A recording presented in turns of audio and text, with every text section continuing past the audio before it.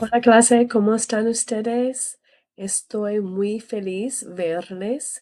Even though I'm not actually seeing you, I'm happy that you're there in class, and I am looking forward to being with you again. I will tell you that surgery went well. Thank you for all of your support and your prayers. I appreciate it so much. However, one of the things that I am not supposed to do is type because it requires repetitive movements which hinder the recovery process. So I thought today I would try to make a video instead, and hopefully this will help you, but also your sub in case, as we've learned, sometimes all of our best plans for substitutes end up falling through. So I have no idea necessarily who's going to be there, and I wanted to make it easier for everyone.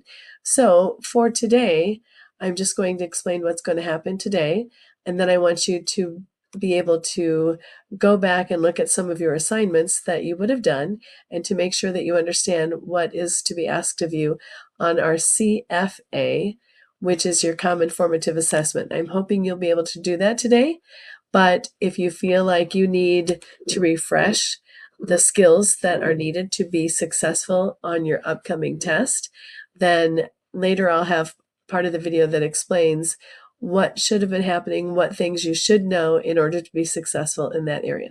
So here goes. Let me just explain what's going to be happening today. Okay, Spanish 1, I just wanted to explain to you what is going to happen today. First of all, you're going to watch the video with the prepositions that chant and motions, kind of a song thing that another teacher put together, and it's very helpful. I would like you to make sure that you have added those extra directional prepositional phrases to your vocab. And in fact, those were things like cerca, cerca de, lejos de. I don't know if our person in the video actually uses the word de, but for our purposes for this unit, you're going to want to add the word de, like cerca de, lejos de, because if I were to say, el baño está cerca de mi habitación, I want to say the bathroom is close to my bedroom. I think the word in Spanish 1 is dormitorio. El baño está cerca del dormitorio. And notice that I use the word del instead of de el, because de and el together side by side forms a contraction del. So every time that you say de and the next word is el in Spanish, you're going to want to change that to del. For example, la cocina está a la derecha del comedor.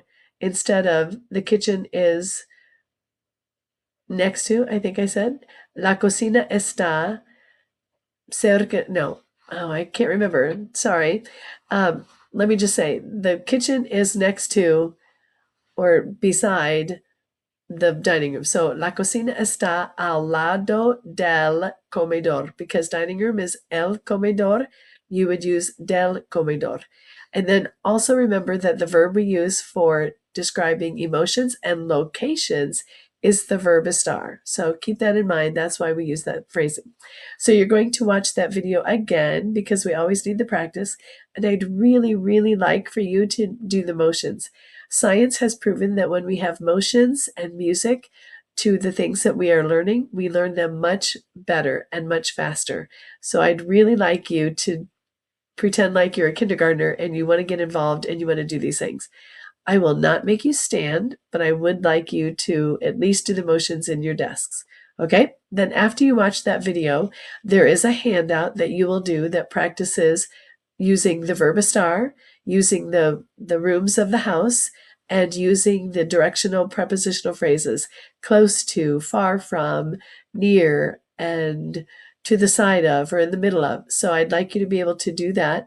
You may not have enough time to finish that, because before you leave today, I would like you to do the CFA, the Common Formative Assessment. It is just a small assignment. I've asked the substitute to allow you 20 minutes to finish, and then when you get done, you can actually go back and finish that other assignment that you probably didn't have time to complete.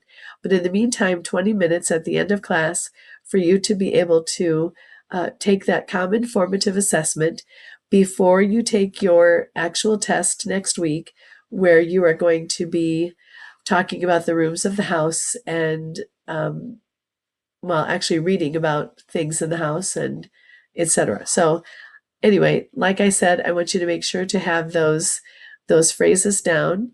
Again, do the motions, then start that handout, and then finally do your CFA. And when you're done with that, if you have time left over, go back and finish the assignment that I want for Monday.